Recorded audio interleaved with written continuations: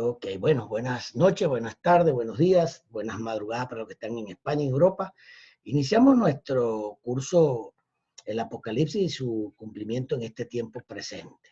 Yo soy el doctor Jorge Porras Benedetti, su anfitrión, su facilitador, su profesor, como usted me quiera llamar, quien Dios le ha dado la gracia pues, de compartir la palabra con ustedes. Así que muy buenas noches para todos, muy buenos días, muy buenas tardes, depende de dónde esté, en qué parte del mundo. Tenemos muchísima gente conectada, 278 personas hasta ahora, y tenemos mucha gente representada aquí. Yo creo que tenemos personas de todos los países de Latinoamérica, no creo que haya duda, no creo que haya duda. Y de Europa también, de España, Inglaterra, hay gente de muchos sitios. Así que es una bendición para mí poder compartir con ustedes esta palabra. Abramos nuestros corazones y le damos gracias al Señor para que el Espíritu nos guíe, nos dirija en todo lo que vamos a hacer hoy, que tome nuestra mente, nuestros corazones y nos ayude a tener un entendimiento claro en este día de lo que vamos a hablar y de la escritura que vamos a enseñar. Gracias, Padre, en el nombre de Yeshua. Vamos al libro de Revelación de Apocalipsis, capítulo 1. Quiero iniciar esta conferencia, este curso que va a ser hoy por la noche, viernes 7 de mayo del 2020, estamos, 7 de mayo del 2020, el 8, viernes también por la noche, 7 a 9, y el sábado empezamos a las 9 de la mañana, y por ahí en la tardecita terminamos. Ahí vemos cómo el Señor nos dirige ese día, porque ahí sí verá que el Espíritu Santo nos guíe, porque esto lleva un rumbo, va a llevar un rumbo maravilloso, fuerte, poderoso, así que vamos a ver qué el Señor hace después de las 12 del mediodía.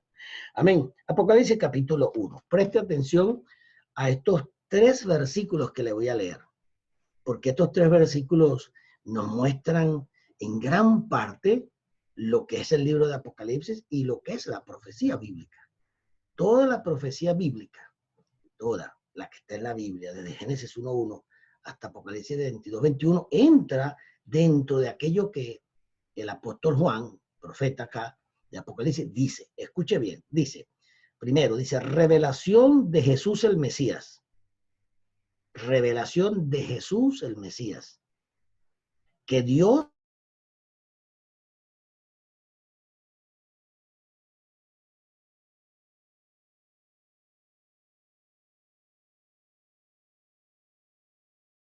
súbdito.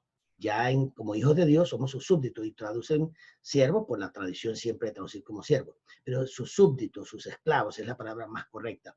Dice dice que le dio para manifestar a sus siervos o a sus súbditos lo que debe suceder, le manifestó esto, que debe suceder en breve, y la declaró enviándola por medio de su ángel a su siervo Juan, a su súbdito Juan, a su esclavo Juan, el cual dio testimonio, Juan, de la palabra de Dios y del testimonio de Jesús, el Mesías, de todo cuanto vio.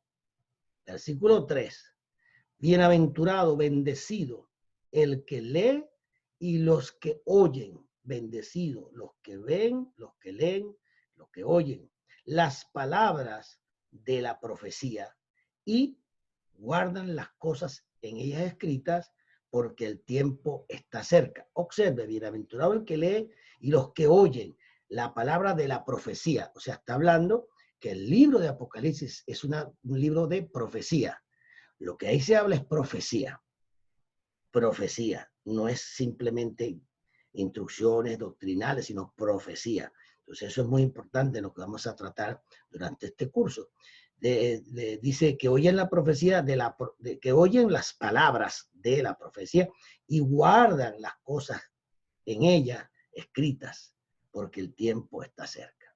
Ese es el primer versículo. El segundo, muévase un momentico a Hebreos, capítulo 5, versículo Hebreos, estoy en Jacobo, vamos a Hebreos, capítulo 5, un momentico, Hebreos 5, versículo 11, Hebreos 5:11, dice, hablando él del sacerdocio, de la escritura de los Hebreos, que yo creo que fue el apóstol Pablo, dice acerca de esto, del sacerdocio y toda la revelación, tenemos mucho que decir y difícil de explicar, porque os habéis hecho tardos para oír, dice aquí el escritor, porque debiendo de ser ya maestros en razón del tiempo, o sea, tienen tanto tiempo en el Señor, ya deberían ser maestros, dice, debiendo de ser ya maestros entre tanto tiempo, en razón de tanto del tiempo, tenéis necesidad de que alguien os enseñe otra vez los primeros rudimentos de la palabra profética, de los oráculos, de la palabra profética, es lo que dice ahí realmente, de la palabra profética de Dios o de la palabra de Dios, y habéis venido a ser como los que necesitan leche y no alimento sólido, porque todo el que usa de leche es inexperto en la palabra de justicia, porque es niño, o sea, es inmaduro, pero el alimento sólido es de los perfectos, esto es, de los que han madurado, de los que por la práctica, oído, por la práctica, dicen que por la práctica viene la perfección, se hace el maestro. Tienen los sentidos físicos, los tienen ejercitados en el discernimiento del bien y del mal. Quiere decir que por la práctica de la palabra, de obedecerla, de hacerla, de someternos a Dios, vamos a ejercitar nuestros sentidos físicos en el discernimiento del bien y del mal. O sea, va a llegar un momento que nuestros sentidos físicos, gusto, olfato, tacto, vista, oído, todos nuestros sentidos físicos, todas nuestras capacidades físicas van a estar tan entrenados en la palabra de justicia que vamos a caminar rectamente con Dios, pero esa es por la práctica, por la práctica. Esto no es cuestión de ir a un culto los domingos, como dice la gente, no, hermano. La gente que depende de un culto, como dice la gente, porque pasión para mí no es un culto, es una celebración, es un servicio al Señor, es algo muy superior. Una reunión con Él no es un culto, hermano. El culto viene de cultura. Entonces, si lo queremos llamar culto, bueno, entonces pórtate conforme a la cultura del reino. Y a veces no es así. Pero bueno, a veces nos dedicamos los domingos solamente a una palabra muy simple, muchas veces, otras veces la escuchamos y no la obedecemos, pero no podemos vivir, aunque sea la mejor palabra que nos den el domingo, no podemos vivir con una sola buena comida en toda la semana. Necesitamos comer 3 veces al día, y quienes comen 4 y 5, dependiendo de la energía que gastan. Entonces, si usted depende de una sola comida el domingo, aunque sea muy buena, no puede aguantarle toda la semana sin comer. Eso indica que necesitamos alimentarnos diariamente y nuestra relación con Dios debe ser diaria, no una comida al día, sino 2, 3 y 4 comidas al día, o sea, mucha comunión con el Señor. Bien, ahora aquí en Timoteo, váyase a segunda de Timoteo un momentico, que también esto le va a servir. Amén. Segunda de Timoteo, capítulo 3, versículo 16. Vamos a ver qué dice Timoteo, segunda de Timoteo 3:16. Con eso estamos dando inicio a este curso. Dice 2 Timoteo 3:16, dice Pablo, toda la escritura es inspirada o dada por inspiración de Yahvé, de Dios. ¿Y para qué es útil? Dice, es útil para la enseñanza, uno, para la refutación del error, para la corrección, para la instrucción en la justicia. ¿Y para qué todo eso? A fin con el propósito de que el hombre de Dios, la mujer de Dios, el hombre en términos genéricos, hombre, mujer, niño, a fin de que el hombre de Dios, el hijo de Dios, los hijos de Dios, ¿verdad?, esté completamente calificado, equipado para toda buena obra. Que nos califica la instrucción en la palabra, la instrucción en la palabra, la instrucción en la palabra. Por eso, Deuteronomio capítulo 6, versículos 4, 5, 6, 7, 8, 9, ese capítulo anótelo. Deuteronomio capítulo 6, versículo 4 en adelante. ¿Por qué? Porque ese capítulo, el Señor da instrucciones a los padres, diciéndole que para que sus hijos sean entrenados y con sus mentes sanas y lleguen a madurar en la comunión con Él, en razón del ministerio que tenía, deberían inculcarle la palabra, sus mandamientos, sus órdenes, en la mañana, cuando se levantaran, cuando salieran a la calle, cuando regresaran, cuando estuvieran comiendo, sentados en la cama, cuando fueran a dormir, día, mañana, noche, tarde, madrugada, Biblia, Biblia, Biblia, Biblia. Esto no es una cuestión de un culto los domingos. Esto es una cuestión de un estilo de vida diario. Y con eso iniciamos entonces este poderoso curso sobre el Apocalipsis y su cumplimiento en el tiempo presente. Vamos a nuestras láminas, por favor. Vamos a nuestras láminas y vamos a iniciar este poderoso diplomado, ahí tiene toda la información que le va a quedar grabada sobre CLEM, lo que es CREN, por qué se fundó CREN y todo esto, pero eso después usted lo lee con calma. Objetivos de este curso, vamos a ver los objetivos que queremos lograr. Esperemos la ayuda del Señor en todo, del Espíritu Santo, para que logremos estos objetivos. 1, tener una perspectiva profética correcta del libro del Apocalipsis, una perspectiva profética correcta. Porque hay muchas perspectivas proféticas, mucha gente habla de la profecía, mucha gente habla de escatología, pero la pregunta que nos hacemos ¿es esa la perspectiva correcta de la palabra profética? La persona que me está hablando, la que me está enseñando, tiene un conocimiento pleno de las escrituras, se ha entrenado, se ha formado realmente correctamente para enseñarme lo que es profético. Eso es una de las cosas que vamos a ver. El primer tópico que vamos a tratar, tener una perspectiva profética correcta del libro de Apocalipsis. O sea, de Apocalipsis porque Apocalipsis significa revelación. Eso es lo que significa la palabra Apocalipsis, revelación. Esa es la palabra griega, Apocalipsis o Apocaliptus, que significa revelación. Cuando Dios descubre el velo de una sabiduría, de una revelación espiritual y nos la da a entender, nos la da a conocer. Segundo objetivo es conocer la línea de tiempo revelada por el Señor para el establecimiento del reino. ¿Qué estoy hablando? Estoy hablando de tener que Dios ha creado una línea de tiempo profético.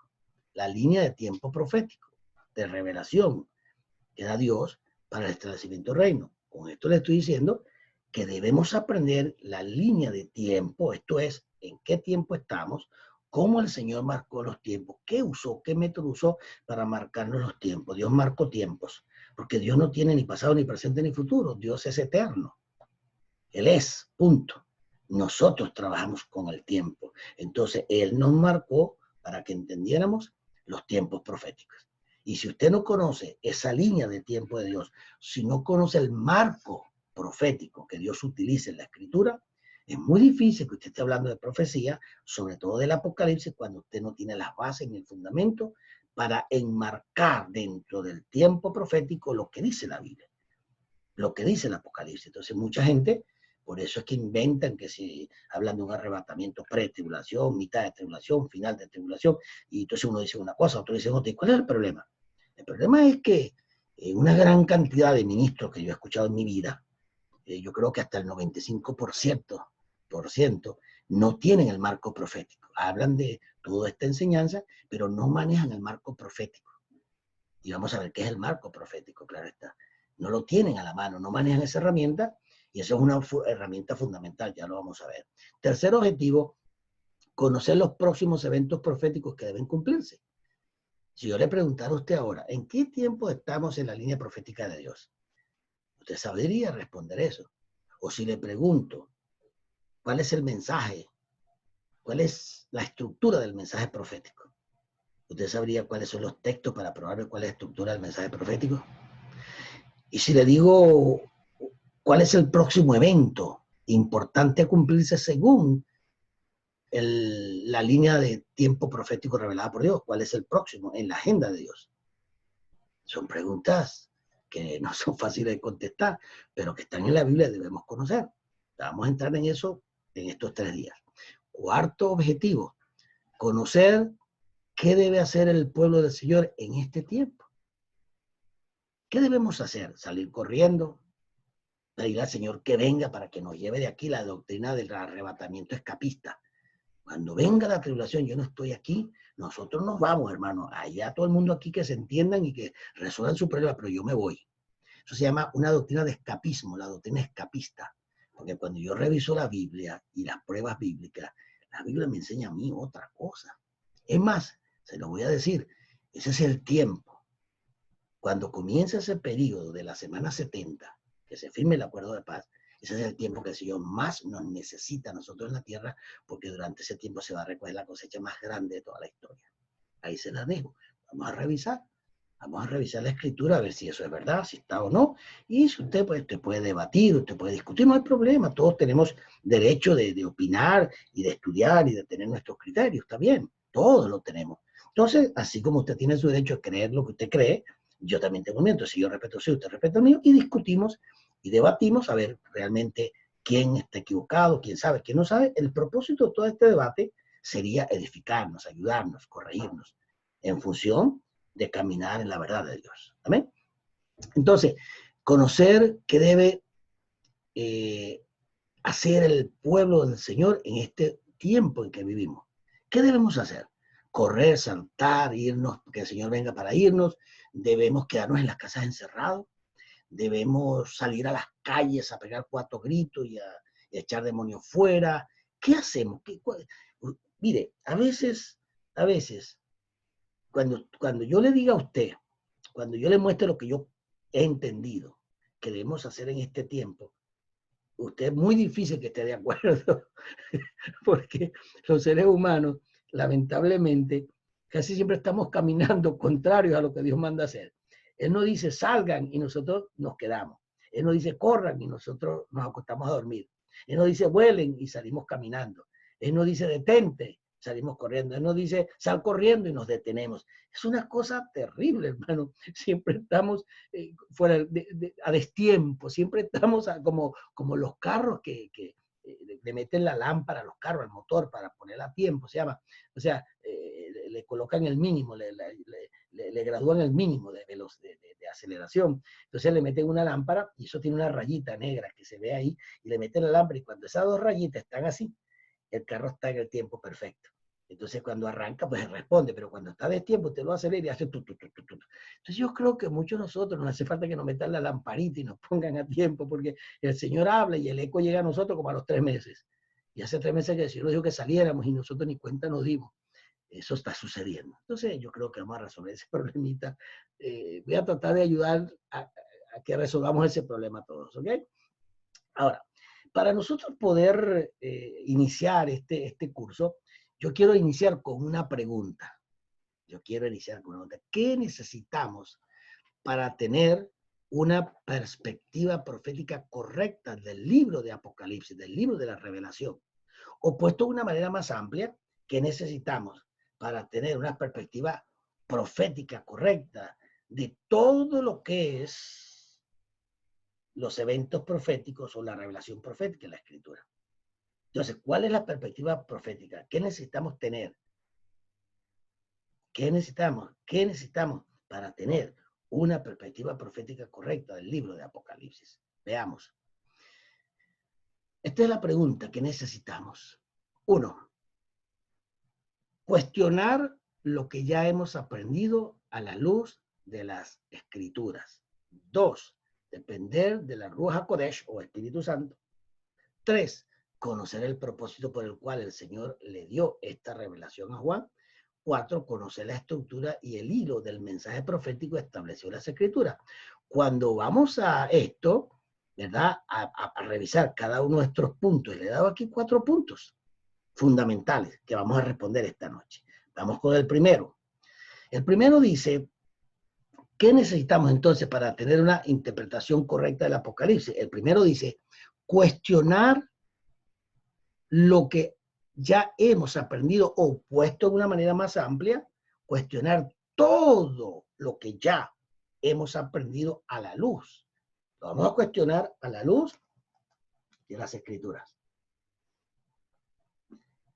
Fíjese bien, y esto es muy importante. Cuando nosotros, permítame salirme aquí de las láminas para acercarme un poquito más a ustedes.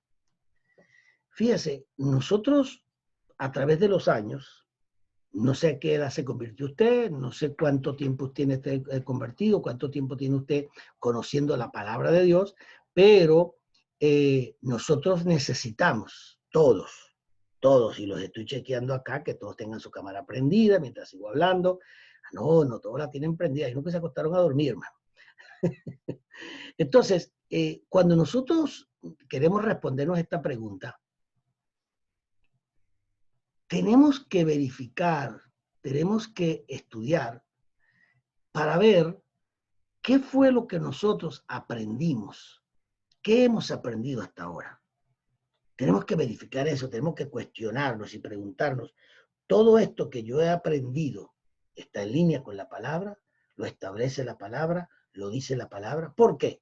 Porque lamentablemente a todos nos ha pasado, y yo lo testifico, es que la situación se presenta en que muchas de las cosas que nos han enseñado a nosotros, siendo nosotros muy responsables de lo que ha pasado, por diferentes razones, por ignorancia, por desconocimiento, por desobediencia, porque nos dormimos, porque no prestamos atención, por muchas razones, por desobedientes.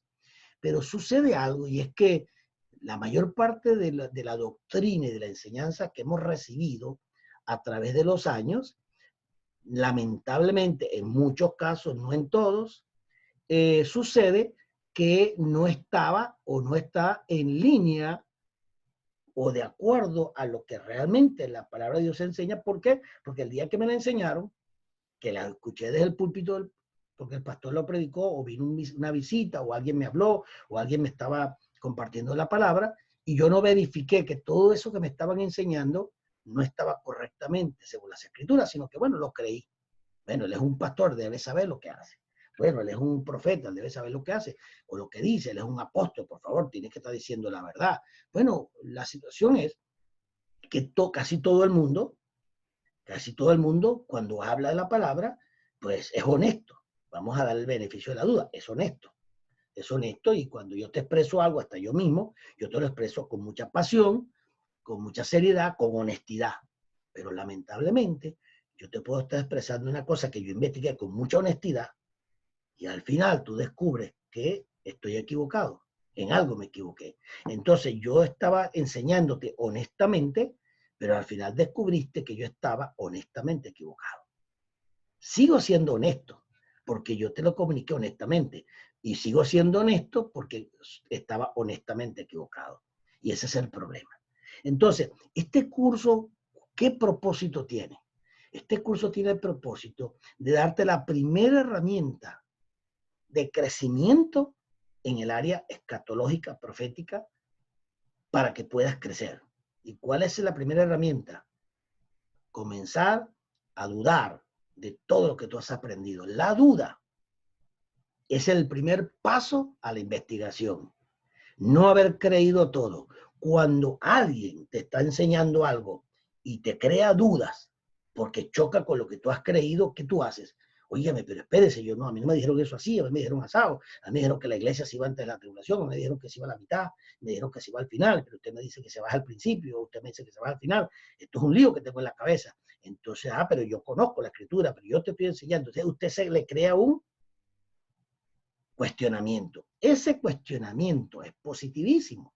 ¿Por qué? Porque ese cuestionamiento lo va a llevar usted a poner en duda, y no estoy hablando cosas negativas, a poner en duda aquello que usted ha creído. Cuando usted investiga eso y usted descubre que lo que usted tenía estaba correcto, esa duda que tuvo le benefició, porque al investigar se aseguró y corroboró y certificó que lo que usted había creído era correcto. A mí me ha pasado que he escuchado a un predicador enseñando y me puso en duda lo que yo, por lo menos me hizo dudar un poco, no tanto, porque ya uno, o sea, cualquier persona no lo pone a dudar. Pues yo no tengo 3 días en esto, pero he escuchado predicadores, hermanos, que tienen un nivel que de repente me rompen cosas que yo creí que eran así. Y me he puesto a investigar y me han pasado 2 cosas. Una, he descubierto que estaba equivocado. Y revisé, y digo, wow, esto no lo sabía yo correctamente, mira qué pelón tengo acá. O lo que hace esa duda que tuve es que al revisar la escritura y al investigar que yo estaba correcto, lo que tenía, la enseñanza, la doctrina que aprendí estaba correcta, entonces eso me certificó que yo estaba correcto y me reafirmó más lo que yo creo. De tal manera que el cuestionarnos es el primer paso. ¿Por qué? Porque dentro del contexto de las escrituras nosotros tenemos que pasar por 3 etapas. La etapa de aprendizaje, siempre aprender de la palabra, la etapa de desaprender aquello que no está bien, y la etapa de reaprender. Aprendemos, desaprendemos, reaprendemos. Aprendemos, desaprendemos, reaprendemos. Si no tenemos esa actitud, si no pasamos por ese proceso, nunca vamos a crecer. Porque si simplemente nos dieron una enseñanza y nos quedamos estancados 40 años, nunca investigamos, dependimos de lo que el pastor dice todos los días durante 40 años.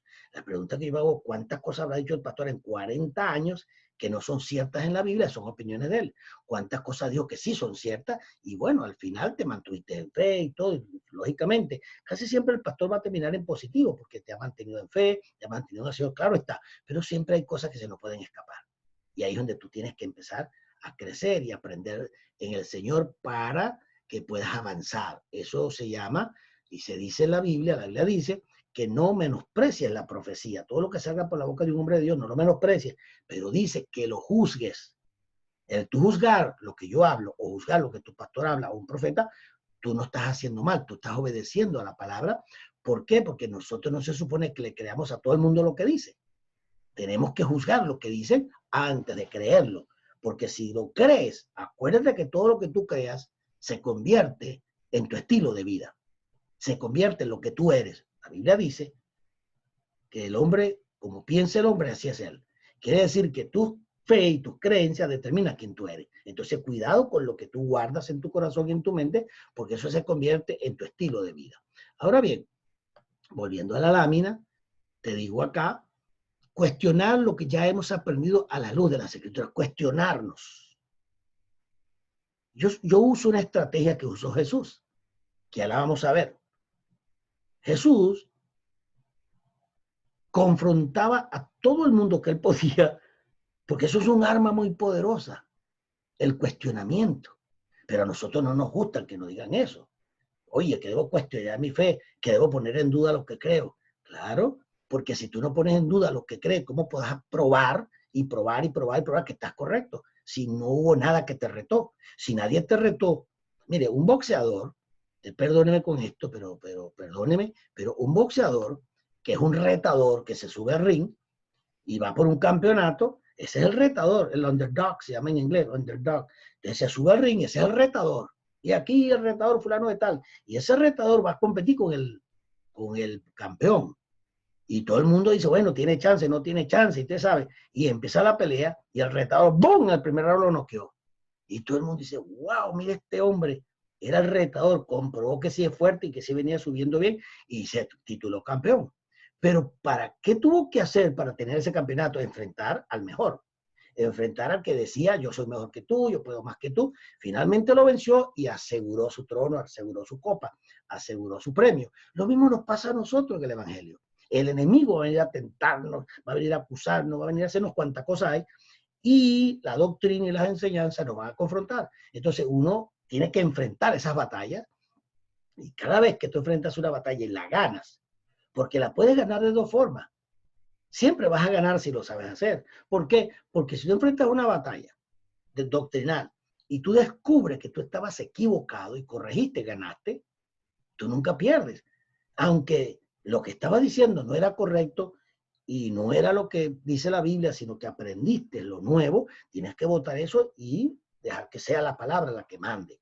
Entonces ganaste. Por otro lado, si enfrentaste la duda y en medio de esa batalla, de ese debate, corroboraste, certificaste que lo que habías aprendido era correcto, entonces ratificaste tu fe. Eso es cuestionarnos. Jesús cuestionó a sus discípulos, siempre hacía preguntas. Hacía preguntas, ¿quiénes dicen los hombres que yo soy? Y después que le contestaron y les dice, ¿y ustedes quiénes creen que yo soy? Ya vamos a ver eso. Entonces, hacer una pregunta es un arma muy poderosa, porque con una pregunta que tú le hagas a una persona, tú puedes descubrir muchas cosas de esa persona. Averígualo. Cuando conozcas a una persona, hazle una pregunta clave. Tú no sabes nada de esa persona, pero tú le dices, ven acá, ¿y dónde trabajas tú? Y te va a decir, ¿y de dónde eres? Ah, ¿quiénes son tus padres? Ah, ¿y cuánto dinero ganas? Bueno, eso no se pregunta, pero a lo mejor hasta te dice cuánto ganas sin preguntárselo mucho. ¿Y por qué viniste acá? ¿Y cuáles son tus intereses? ¿Y qué te gusta hacer en la vida? Y duras media hora con esa persona, le haces 20 preguntas y al terminar las preguntas tú tienes un conocimiento de esa persona, hermano, bárbaro. Porque sabes montones de cosas de esa persona. Fíjate el poder de una pregunta. ¿Eh? Sí. Pilato le preguntó al Señor, ¿y qué es la verdad? Y nunca escuchó la respuesta. Se supone que uno le haga una pregunta y uno la conteste. Pero cuando tú no contestas una pregunta, la persona no sabe que tú eres la verdad.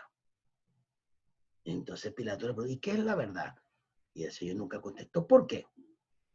Porque si una persona está frente a la verdad y el Padre no le reveló que él era la verdad, ¿para qué le va a explicar que él es la verdad si de todas maneras no le va a creer porque no le fue dado por el Padre ni revelado? Entonces no importa cuánto tú le digas que tú eres la verdad, no te va a creer. Si el Padre no te lo revela, es que le dice el Señor a Pedro y a los discípulos, ¿y yo quién soy?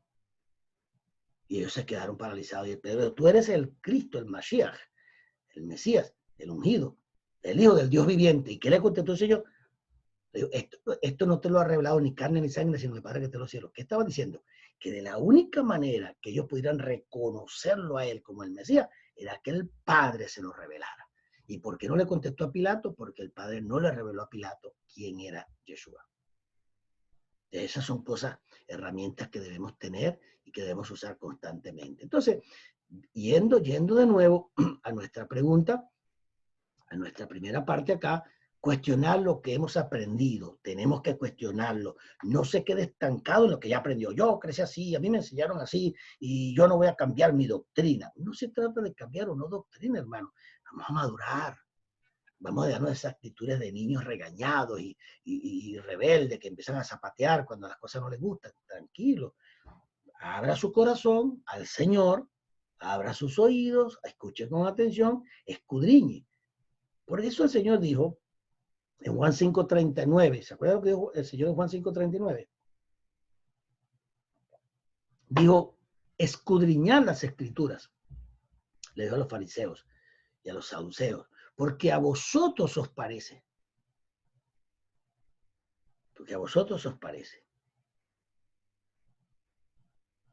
que ahí, en esas escrituras, está la salvación, escudriñarla, porque a vosotros os parece que ahí se revela la salvación.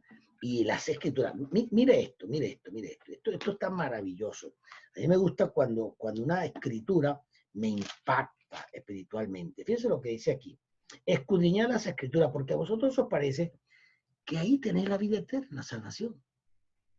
Pero ¿qué dijo después? Dijo, y ellas, las escrituras, son las que dan testimonio de mí. Entonces, ¿qué le estoy diciendo? Cuestiónese todo lo que le enseñan y revise, escudriñela a ver si lo que esa persona le está enseñando da testimonio de Jesús, de lo que Jesús ha enseñado, de lo que la palabra enseña. Y ahí comienza su crecimiento. Entonces, entendiendo que hay que cuestionarnos, entonces las interpretaciones que hemos tenido han estado cegadas. Usted sabía, y esto es un porcentaje muy alto, usted sabía que la mayor parte de las doctrinas, lamentablemente, que hemos aprendido a través de los años, la gran mayoría, son doctrinas sesgadas. ¿Qué significa sesgo? Cuando uno está sesgado, es cuando una persona, un sesgo es cuando una persona te enseña algo desviado o que tiene un propósito distinto al que esa verdad o esa profecía indica.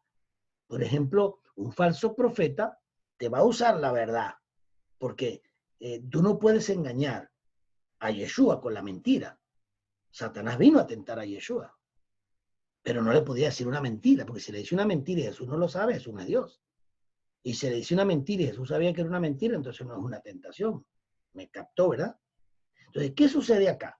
Cuando un falso profeta viene, un falso profeta, un verdadero falso profeta, es aquel que siempre te va a decir la verdad.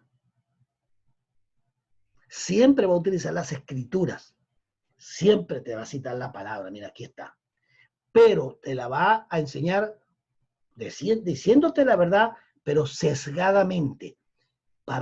Usa esa palabra y te la explica y te la manipula hacia el error. Pero te usa la verdad. Satanás le dijo a Jesús, cuando lo tentó, tú eres el Hijo de Dios, y lo puso por ahí arriba. No dice si eres, tú eres el Hijo de Dios. Fíjese lo primero que declaró, tú eres con la verdad, tú eres el Hijo de Dios, le dijo una verdad. Segunda verdad que le dijo, di estas piedras que se conviertan en pan, bueno, y te alimenta. Tienes el poder para convertir esa piedra en pan. Tú eres el Hijo de Dios. No si eres el Hijo de Dios. Di a esta piedra que se convierten en pan, pues te alimentas y vives bien y disfrutas tu comida. Ahora, ¿qué pecado había en eso? Ninguno, aparentemente. Le dijo, tú eres el Hijo de Dios y tienes el poder para convertir estas piedras en pan. Jesús le contesta, no solamente de pan vivirá el hombre, sino de toda palabra que sale de la boca de Dios. ¿Qué le estaba diciendo? ¿Dónde está la palabra que salió de la boca de Dios, de atrás para adelante? ¿Dónde está la palabra profética que salió de la boca de Dios, en donde yo tenga que convertir piedras en pan para alimentarme? Y dejo a Satanás frío, pegado contra la pared. ¿Dónde está eso? No solamente para mirar al hombre, sino de toda palabra que sale de la boca de Dios. La palabra que sale de la boca de Dios es la palabra profética. ¿Dónde está en lo profético que habla de mí? Proféticamente habla de mi misión y de mi trabajo como Mesías, como el Hijo del Hombre, como el siervo sufriente, porque voy a aparecer. ¿Dónde está esa palabra que me habla a mí? Proféticamente no está. Y le estaba diciendo una verdad. Era Yeshua, el Hijo de Dios, tenía el poder para convertir la piedra en pan, pero había una cosa que estaba mal. El sesgo que le hizo era conviértelas en pan para que coma, y lo estaba llevando con la verdad a hacer algo que Dios no le mandó a hacer. Y ese es el problema que tenemos. Somos enseñados en muchas verdades, entre comillas, para hacer lo malo y para hacer lo que no agrada a Dios. ¿Me están captando? Levánteme el dedito si sí captó lo que yo acabo de decir. ¿Sí lo captó o no? Amén, qué bueno. Ahora bien, seguimos. Entonces, en esta parte, que es la parte inicial, estamos poniendo el fundamento, las interpretaciones que hemos tenido han estado sesgadas, muchas veces han estado sesgadas. Luego, han sido influenciadas, los que creemos, las interpretaciones que tenemos, han sido influenciadas muchas veces por Grecia, Roma y Babilonia. ¿Qué quiero decir con esto? Y aquí viene la parte profética, por eso estamos dando este fundamento. Esto quiere decir que la gran mayoría de los conferencistas y de la gente que enseña sobre escatología, incluyéndome a mí y a todos, podemos tener un grave problema.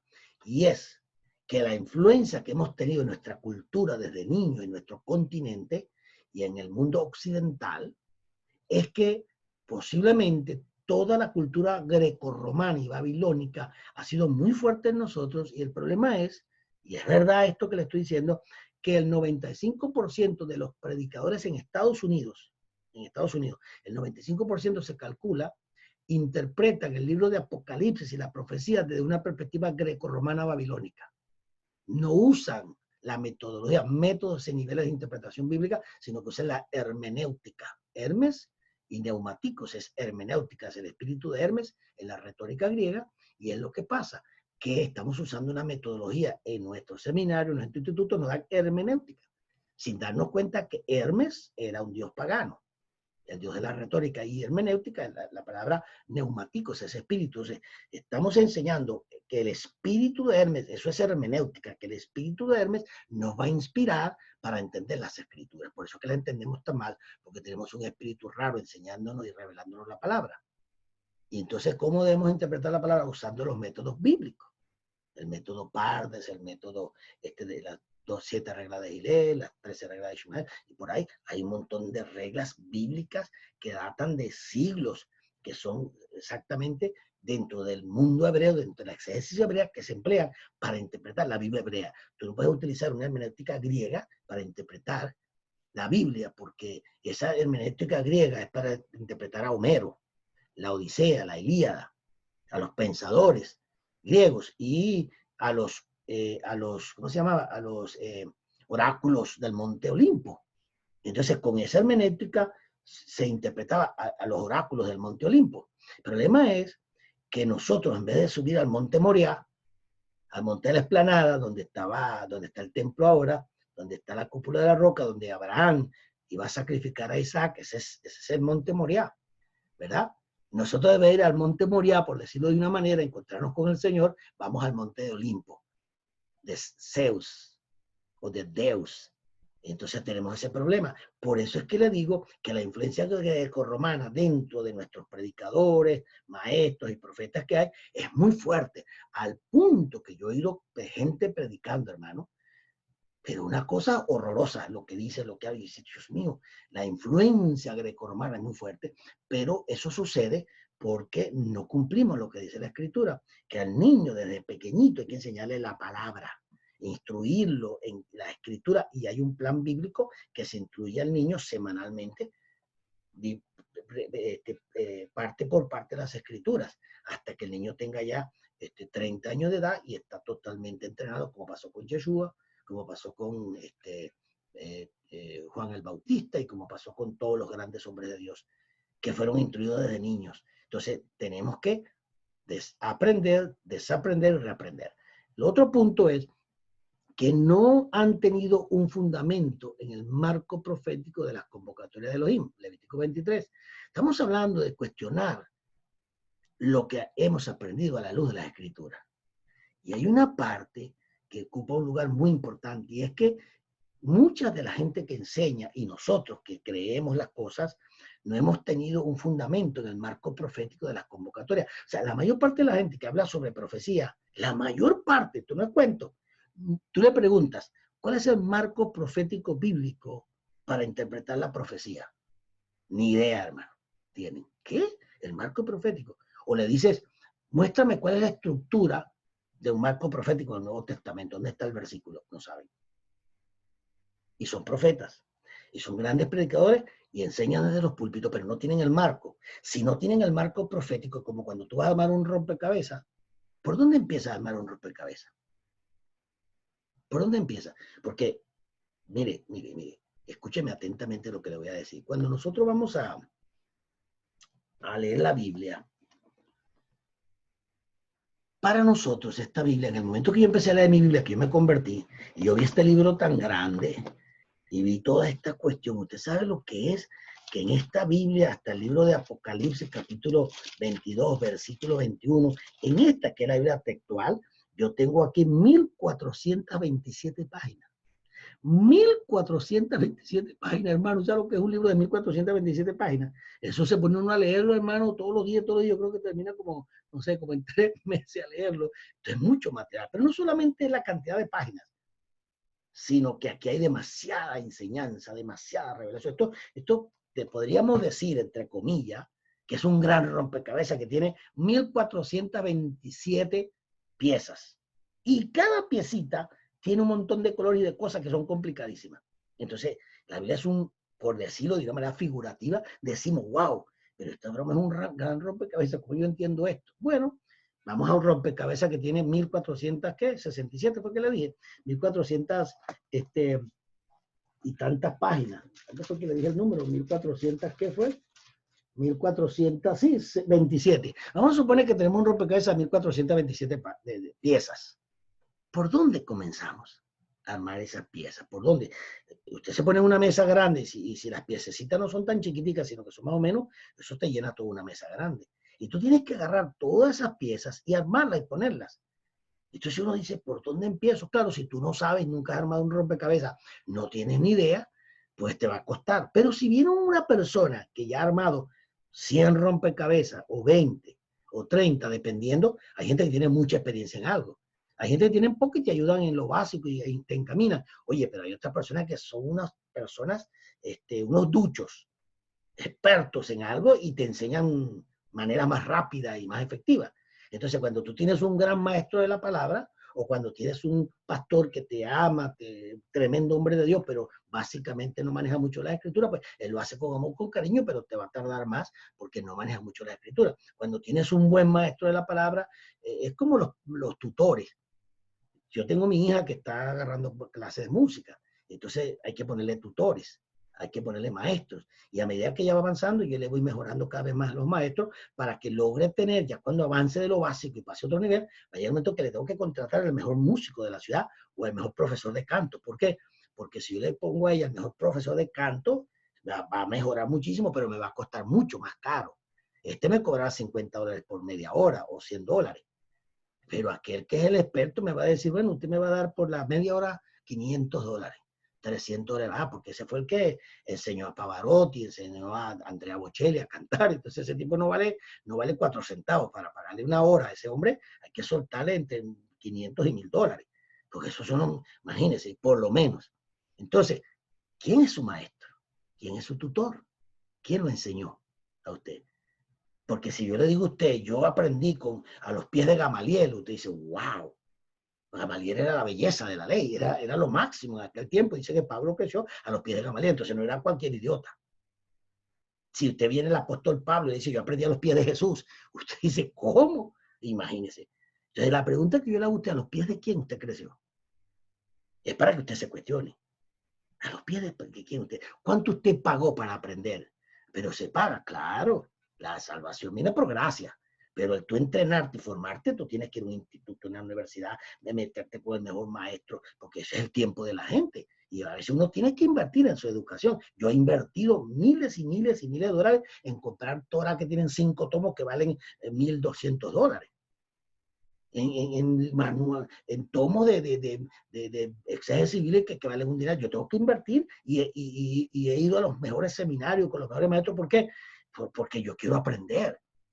Y así somos todos. Entonces, eso es simplemente una pequeña advertencia que le doy por mi experiencia para que usted abra sus ojos. Entonces, no han tenido un fundamento en el marco profético de las convocatorias. Entonces, le estaba diciendo que dentro del campo profético, el 90 y tanto % no maneja el marco profético. ¿Cómo se llama un rompecabezas?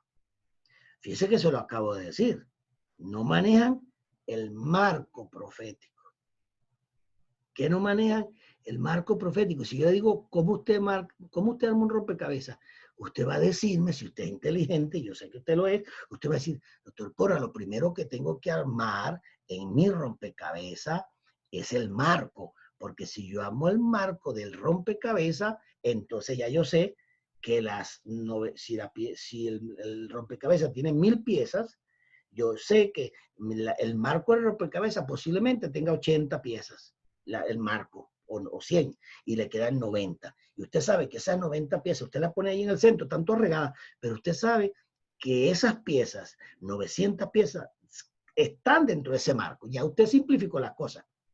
Ya usted tiene el marco y usted sabe que todas esas piezas que están ahí no se salen del marco, porque pertenecen al marco. Entonces, ¿qué es lo primero que usted necesita para hablar de profecía? Saber cuál es el marco profético. Porque si usted no tiene el marco profético, ¿qué es el marco profético? El marco profético es la estructura divina que Dios revela en la Escritura para establecerte los parámetros bíblicos, proféticos, divinos, dentro del cual el tiempo de línea profética de Dios está establecido. De tal manera que cuando tú vas a hablar algo de la profecía, ese algo que vas a hablar tiene que estar dentro del marco. Ahora, ¿cómo tú sabes que lo que estás hablando está dentro del marco si tú no tienes un marco armado? Vas a poner la pieza afuera. Muchas de las piezas que nos da la gente hablando, las tiene fuera del marco, pero tú no sabes que están fuera del marco porque tú no sabes cuál es el marco. Entonces a ti te da igual y al que lo predica también. Pero cuando yo tengo un marco establecido y viene una persona y a mí me dice algo, yo digo, hermano, perdóname, pero ¿qué tú estás hablando? No, porque tal cosa. Yo le digo, porque eso no puede ser. ¿Por qué? Porque dentro de este marco dice esto y esto y esto y esto, y eso no cabe aquí. ¿Pero cómo que no cabe? Bueno, porque este marco tiene 7 colores. Observa, verá que hay 7 colores. Y son este y este y este. Y ese color negro no aparece en ninguna parte del marco. No hay ninguna pieza que tenga un color negro. Es azul, marrón, verde, blanco, rojo y anaranjado. Y aquí no hay ninguna pieza negra. Por eso es que yo sé que eso no va ahí. Entonces la gente se queda asombrada, pues dice, pero ¿cómo que no va? No, porque aquí están las piezas que van en este marco, porque yo conozco el marco y conozco los componentes. No sabré con precisión algunas cosas dentro de la pieza, hay detalles, pero yo no puedo conocer todos los detalles de la pieza quizás, pero conozco dónde va la pieza. A lo mejor no conozco dónde van todas las piezas, pero conozco el marco. O sea, de cualquier manera, cuando tengo el marco, ya estoy safe, ya estoy más seguro. Ya sé que estoy dentro del marco de Dios. Y eso es lo que pasa aquí, que cuando hablamos de el Apocalipsis y su cumplimiento en el tiempo presente. Dije en el tiempo presente. Quiere decir entonces que hay profecías que pertenecieron al pasado, que ya se cumplieron. Hay profecías que tienen que ver con el tiempo presente y hay profecías que tienen que ver con el tiempo futuro. Entonces, ¿dónde yo ubico cada pieza? Bueno, cuando yo armo el marco, yo pongo todas las piezas que tienen líneas rectas, cortes rectos, pertenecen al marco. Y cuando yo empiezo a armar, yo empiezo a sacar todas las piezas que tienen cortes rectos, yo las separo y empiezo a armar los bordes. Y lo puedo armar porque todas las piezas tienen un corte por un lado, recto, porque son el marco. Luego las demás me cuesta mucho porque todas se parecen. El marco es lo más fácil de armar, porque tienes una guía, una piedra angular, que es la que establece, por eso que Jesús es la piedra angular, porque es la que establece la línea del ángulo perfecto. Ya cuando tú tienes el marco, tú tienes un marco de 90 grados. Perfecto, hermano. 4 ángulos de 90 grados. Tú estás dentro del marco. Jesús es la piedra angular. Él es el marco de toda la profecía. Cuando tú sacas a Jesús del juego, cuando sacas a Jesús del marco profético, cuando sacas a Jesús de la profecía, dice, no, ese es un simple profeta más, un hombre más, como dicen muchos que practican ciertas religiones tradicionales, que dicen que Jesús no es Dios, que tal, que él no es deidad, que él simplemente fue un profeta, y lo ponen a un lado. Y dice, no, yo voy al Padre directamente, yo no necesito a Jesús. Espera. Dentro del marco profético, y dentro de todo lo que hay dentro de ese marco, todo el marco profético, todo el marco, hablas de Jesús. Entonces, ¿cómo vas a sacar a Jesús tú del marco profético si Él es el marco profético y Él es el todo profético? Por eso dice la revelación de Jesús que Dios le dio. La revelación de Jesús. La profecía es Jesús revelado. Si tú sacas a Jesús de la Biblia, a Yeshua, ya no tienes marco. Entonces todo es una falsa doctrina. ¿Me están siguiendo? ¿Me siguen o no? Hello, no veo manos levantadas. ¿Me siguen? Perfecto. Yo creo que ustedes se me están durmiendo. ¿Será que yo los estoy durmiendo y no me estoy dando cuenta? Déjeme ver. Sí, un segundito. Ok, déjeme ver un momentico porque a mí me parece que ustedes se me están durmiendo. Para verlo. ¿Me están escuchando o los estoy durmiendo? Estamos rompiendo primero. Estamos dando los primeros pasos, mis hermanitos. Los primeros pasos. Acuérdese de esto que le voy a decir. Si usted no maneja en una estructura, en un edificio, en una construcción, si usted no maneja las cosas básicas de la estructura de ese edificio, a la larga el edificio le va a caer encima. ¿Por qué? Porque desconoció, ignoró, se descuidó del fundamento y de las cosas básicas. En el crecimiento del Señor y en el crecimiento espiritual, lo básico debe ser aprendido. Por eso le leí Hebreos capítulo 5, versículo 14. Porque el que es inexperto tiene necesidad de leche. Porque es niño. ¿Verdad? Y ustedes, debiendo de ser ya maestros, dice, ¿verdad? De cosas sólidas, tienen que volver a los rudimentos de la doctrina de Cristo porque son niños que necesitan de leche. Entonces, Pablo está hablando claramente de lo que el problema que tenemos. Tenemos 40 años en el Evangelio, pero somos niños, o sea, niños inmaduros. ¿Y qué tenemos que hacer? Volver al fundamento. ¿Qué yo estoy tratando de hacer aquí? Yo estoy tratando en mis años que llevo en esto, como yo fui un niño muchas veces en esto y todavía sigo siendo, yo creo que yo estoy en la pubertad. No sé si ya llegué adolescente en el mundo espiritual, pero bueno, por ahí voy, ya voy llegando. Yo creo que entre 30 y 40 años más ya tengo por lo menos 25 años de madurez, ya voy a ser un joven adulto en el mundo espiritual. Pero es importante esto. Entonces, para terminar esta parte, tomemos un pequeño break. Déjeme decirle esto entonces. Tenemos aquí algo importante y es que si no han tenido un fundamento en el marco profético de las convocatorias de Elohim, entonces hay un cuestionamiento grande que tenemos. ¿Cuándo es el arrebatamiento? ¿Será? ¿No será? ¿Vendrá? ¿No vendrá el Señor? Y todo el mundo corre a ver cómo se escapa de este lío porque no sabe nada. Ese es el problema que tenemos. Entonces, previendo estas cosas, aquí vemos Colosenses 2:8. ¿Qué dice Pablo? Mírelo. Mirad que no haya quien os esclavice por medio de filosofías y huecas sutilezas según la tradición de los hombres, conforme a los rudimentos del mundo. Y no según Cristo, no según Mashiach, porque en él, en Mashiach, vive corporalmente toda la plenitud de la naturaleza divina. ¿Qué le parece ese texto? Mira que nadie, mira que no haya quien os esclavice por medio de filosofía y hueca sutileza según la tradición de los hombres, conforme a los rudimentos del mundo y no según Mashiach, porque en él corporalmente está toda la plenitud de la deidad, naturaleza divina. Óyeme, esto es un texto impresionante y ahí Pablo nos agarró a todos, hermanos, nos pasó por el cuchillo, porque somos culpables de eso. Ahora, ¿qué necesitamos para tener una interpretación correcta del Apocalipsis? ¿Qué necesitamos? Depender del Espíritu Santo. Vamos a dejar esto hasta ahí. Vamos